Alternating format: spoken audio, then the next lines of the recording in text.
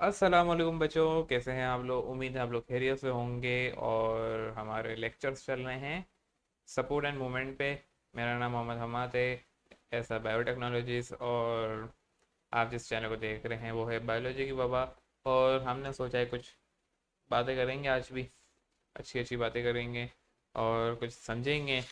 और अक्सर ये आज वो वाला टॉपिक है जो कि आपने अमूमन सुना होगा बड़ों से या बुजुर्गों से। वो कहते होंगे यार, या तो जोड़ों में दर्द है, पट्टों में दर्द है, रीढ़ की हड्डी में दर्द है। इस तरीके की वो बातें करते हुए आपने सुना होगा, जिनको असली में होता है।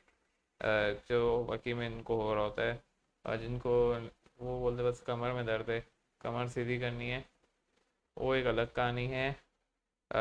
लेकिन जो आज जो असली बात है, जो असली में दर्द होता है, जोड़ों का तो दर्द हो गया, पट्टों का दर्द हो गया, और जो भी होता है उसे हम कहते हैं डिस्क स्लिप। और आपकी बुक के अंदर मज़े की बात यह है कि डिस्क स्लिप और स्पॉन्डाइलिसिस के बारे में डाला हुआ है। अच्छा, दोनों एक ही चीज़ हैं, कैसे एक हैं वो आगे चल के देखते हैं। पहले डिस्क स्लिप समझते हैं, फिर स्पॉन्डाइलिसिस के बारे में आपको बताऊंगा कि क्यों एक जैसा है। पिक्चर बड़ी कर लेता हूँ। कुछ बातें करूँगा। सबसे पहले तो मैं आपको ये मालूम होगा कि ये आपकी पूरी क्या है, वर्टिब्रल कॉलम है। ये जो आपकी वर्टिब्रल कॉलम चल रही है, ये तो आपको मालूम होगा।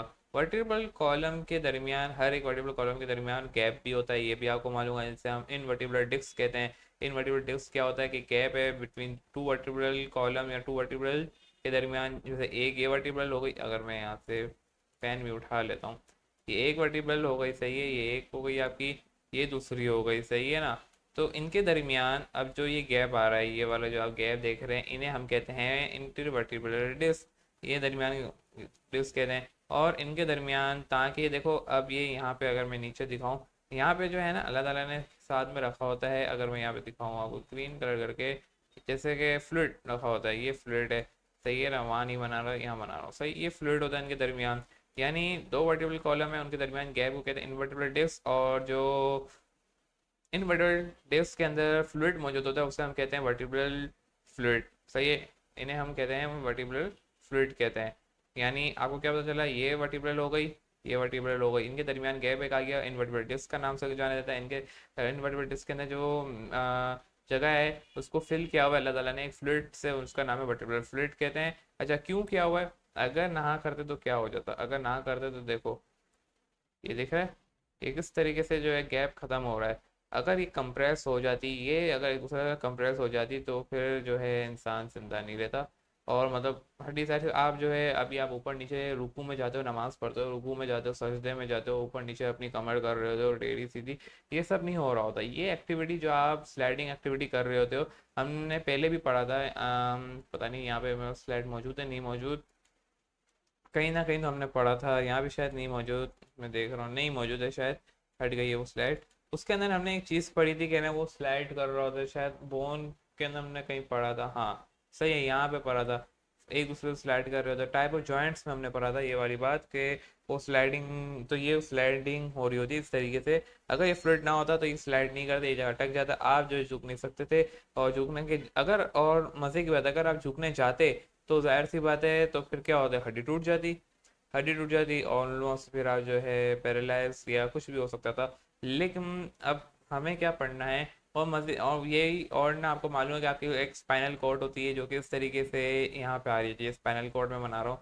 ये स्पाइनल कॉर्ड जो है आपकी ब्रेन से रन होते हुए यहाँ पे आ रही होती है ना, इस तरीके से। ये स्पाइनल कॉर्ड जो मैंने ग्रीन से बनाई है, ये स्पाइनल कॉर्ड है। यानी ये एक नर्व है जो कि स्पाइनल कॉर्ड से नर्व्स निकल रही होती है, तो नर्व जो है एक पूरी लंबी सी कतार खींचते हुए इसके अंदर से आ रही होती है। अगर मैं इस डायग्राम पे आओ, यहाँ पे देखो, ये येलो कलर का बना हुआ होगा इस तरीके, ये आपकी नर्व है जो आ रही है, सही है। तो डिस्क स्लिप के अंदर होता क्या है, जिन्हें जो कहते हैं छोरों का दर्द और पट्टों में दर्द, यानी कमर में दर्द हो रहा है, उनको क्या हड्डी में दर्द होता है? बिल्कुल नहीं, इनके हड्डी में दर्द नहीं होता। यानी ये जो वर्टिब्रल कॉलम है ना, इनको इसमें दर्द होता है ना, इनको जो इंटरवर्टिब्रल डिस्क इनके दरमियान दर्द होता है, ना ही इन्हें जो है जो फ्लूइड होता है इसके अंदर भी दर्द नहीं होता, इसकी वजह से दर्द नहीं होता। दर्द किस वजह से होता है? ना ये वाली जो हड्डियाँ हैं इनमें दर्द नहीं होता। अच्छा, ये वाली जो हड्डी क्यों है, ये वाली ये जो चल रही है, ये इसलिए चल रही है, ये रिमूव भी कर रहा हूँ मैं ताकि ज़्यादा खिचड़ी नहीं बने। तो ये इसलिए चल रही थी, यहाँ से नर्व्स जो है डिवाइड हो रही होती है, मुख्तलिफ हिस्सों में जा रही होती है। ये तो आपको मालूम होगा, आपने पिक्चर देखी भी होगी पहले नर्व्स की, जो हम पढ़ चुके हैं ब्रेन के अंदर। तो होता क्या है, इन्हें जो है कहीं पे भी मतलब जो है ना, इसमें दर्द होगा, बोलेंगे कमर में दर्द है, तो उसको मतलब रेयर की हड्डी में दर्द नहीं है, रेयर की हड्डी के अंदर दर्द नहीं होता, रेयर की हड्डी के अंदर जो एक नर्व आ रही होती है उसमें दर्द होता है बच्चों। अगर कोई बोलता है कि ना आम इंसान, आपने ये सुना कि ना पट्टों में दर्द है, या कोई बोलता है, आपने ये सुना हो कि रेयर की हड्डी में दर्द है, सही है, जोड़ों में दर्द है, तो उनको ना जोड़ों में दर्द होता है, ना रेयर की हड्डी में दर्द होता है, ना पट्टों में दर्द होता है, ना वर्टिब्रल कॉलम में दर्द होता है, ना इंटरवर्टिब्रल डिस्क में दर्द होता है, ना ही फ्लूइड के अंदर दर्द होता है, बल्कि जो नर्व आ रही होती है ना, इसमें दर्द हो रहा होता है। तो यानी इनकी जो ये नर्व होती है उसमें दर्द हो रहा होता है। और ये क्यों होता है, अब देखते हैं। अब ये क्या होता है कि ना, फ्लूइड, ये जो फ्लूइड है कभी कभी जो है, यहाँ कोई पीछे से एक्सटर्नल, सपोज करें यहाँ से मैं एक प्रेशर देता हूँ, जाहिर सी बात है फ्लूइड आगे की तरफ जाएगा। तो क्या होता है कि ना, अब कोई भी एक्सटर्नल फैक्टर आ सकता है, कोई इंजरी हो गई, कोई एक्सीडेंट हो गया, या कोई अचानक जोर से कोई झटका आ गया, इस तरीके होते हैं ना, तो ये फ्लूइड जो है ना अपनी जगह से हिल जाता है। तो कोई भी एक्सटर्नल फैक्टर हो सकता है, एक ऐसा एक्सटर्नल फैक्टर जो कि फोर्स लगाए आपकी फ्लूइड पे, जिसे हम वर्टिब्रल फ्लूइड कहते हैं, जब उस पर फोर्स लगती है तो जाहिर सी बात है अंदर की तरफ लग रही है ना, बाहर की तरफ तो लगेगी नहीं, क्यों, यहाँ पे नर्व है, और यहाँ पे देखो ये प्रोटेक्ट हुआ हुआ है, तो यानी यहाँ से तो कोई आएगा नहीं एक्सटर्नल फोर्स। जो भी एक्सटर्नल फोर्स की कारणा में होंगे वो यहाँ से इस साइड वाले से होंगे, तो इस साइड से कोई भी एक्सटर्नल फोर्स जैसे ही लगता है ना, तो क्या होता है, फ्लूइड बाहर की तरफ आता है। जब ये फ्लूइड बाहर की तरफ आता है तो ये फ्लूइड होता है थिक, सही है, तो क्या होता है, आपकी जो नर्व है ना ये कंप्रेस होना शुरू हो जाती है, ये होती है थिक, ये कोई नरम नहीं होती। और नर्व आपको पता है कितनी पतली होती है, जरा सी भी छेड़छाड़ी हुई ऑपरेशन के दौरान, नर्व अगर नजर नहीं आई, गलती से कट गई, बंदा ऑन द स्पॉट जाएगा, या कोई उसका कोई ऐसा पैरालाइज हो जाएगा नर्व से, तो ये कोई फंक्शन काम करना बंद कर जाए। तो नर्व इतनी पतली होती है कि बच्चों के फ्लूइड फिर मोटा होता है, फ्लूइड की जो है थिकनेस ज़्यादा है, इसकी कम है, पतली है, ये नरम होती है, ये उससे थोड़ा सख्त होती है, तो ये कंप्रेस कर देती है इजीली। तो इससे क्या होता है कि नर्व्स में आपको दर्द शदीद उठता है। आज जितना ये एक्सटर्नल फैक्टर यहाँ से आता जाएगा, फ्लूइड उतना बाहर आता जाएगा, उतना ही नर्व कंप्रेस होती जाएगी। क्योंकि दोनों यहाँ पे भी आप देख सकते हो, ये डायग्राम 2 के अंदर इस वाले डायग्राम पे देखो, तो यहाँ पे भी आपको साफ नजर आ रहा है फ्लूइड है, ये फ्लूइड एक कैप्सूल की तरह है, सही है, और ये बहुत थिक होता है, ये पतला फ्लूइड नहीं होता है, बहुत थिक होता है। आपने मुख्तलिफ फ्लूइड सुने होंगे, हर जगह देखे होंगे, लेकिन ये उन सबसे मुख्तलिफ होता है।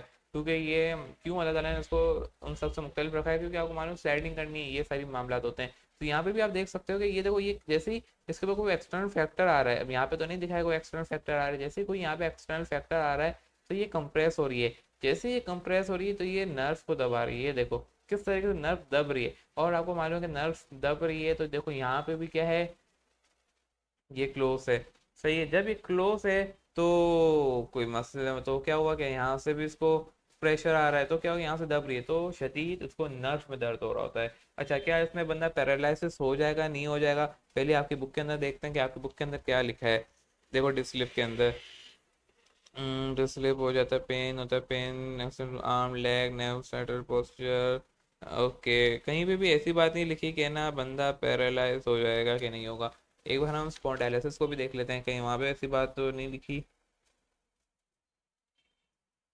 सही, कहीं पे भी ये बात नहीं है, ये कहना अगर ना बंदा पैरालाइज होगा नहीं होगा, कंडीशन है, बंदा उस वक्त पैरालाइज होगा। सपोज करें कि देखो नर्व कंप्रेस हो रही है, सही है, इसमें पैरालाइज नहीं होगा, लेकिन शदीद दर्द होगा, एक ऐसा दर्द होगा जो कि बर्दाश्त के काबिल नहीं होता कि नर्व दब रही है। और इस, अब सपोज करो वर्टेब्रल कॉलम है, और ये दर्द कौन सी दब रही है, सपोज करें ये वाली दब रही है आपके, अल्लाह भला करे, जो कि ना बिल्कुल कह दो आपकी लंबर है, लंबर की तरफ ये दब रही है। अगर ये लंबर की तरफ हो रहा है दर्द, सही है, यानी बीच के हिस्से पे जहाँ पे आपका पेट है उसके पीछे वाले हिस्से पे अगर दर्द हो रहा है, तो जाहिर सी बात है आपको पाँव में भी दर्द होगा, आपको जो जो उसको सपोर्ट कर रहा होगा उस सारे एरिया में दर्द होगा, वहाँ पे आपको डिफिकल्टीज फैलेंगी। क्यों? क्योंकि वो नर्व जो है आगे हर जगह फैल रही है, तो उसका मतलब क्या है, फंक्शन में जो आपका फंक्शन है वो डिसेबल होगा, उसके अंदर डिसेबिलिटी आएगी। तो जाहिर सी बात है पूरी बॉडी का, जितनी भी बॉडी का जहाँ से दर्द उठाए,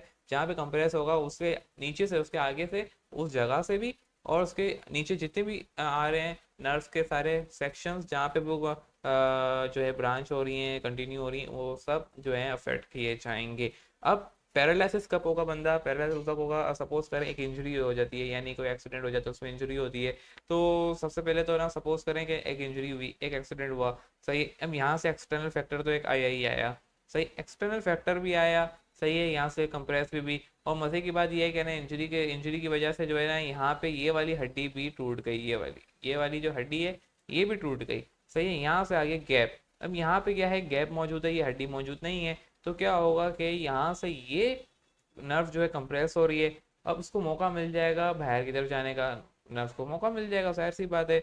दर्द नहीं होगा उसमें, बल्कि नर्व टूट जाएगी, जाहिर सी बात, नर्व पतली सी है, आप प्रेस करोगे, यहाँ से तो हड्डी नहीं टूटी हुई, सही है, यहाँ से भी नहीं टूटी हुई, सिर्फ यहाँ से टूटी हुई है। तो जाहिर सी बात है आप जो है इसको यूँ कंप्रेस करोगे, यहाँ से अंदर रह जाएगी, यहाँ से अंदर रह जाएगी, तो जाहिर सी बात है फिर टूटेगी। और ये तो आपने अमूमन देखा ही होगा, ये सारी चीज़ें। ये होती है डिस्क स्लिप। डिस्क स्लिप होता क्या है, ये होता है ऑलमोस्ट होता है लंबर से स्टार्ट होता है, लंबर से लेके नीचे तक जा रहा होता है, पाँव तक, यानी जहाँ तक आपकी वर्टिकल कॉलम एंड होती है वहाँ से।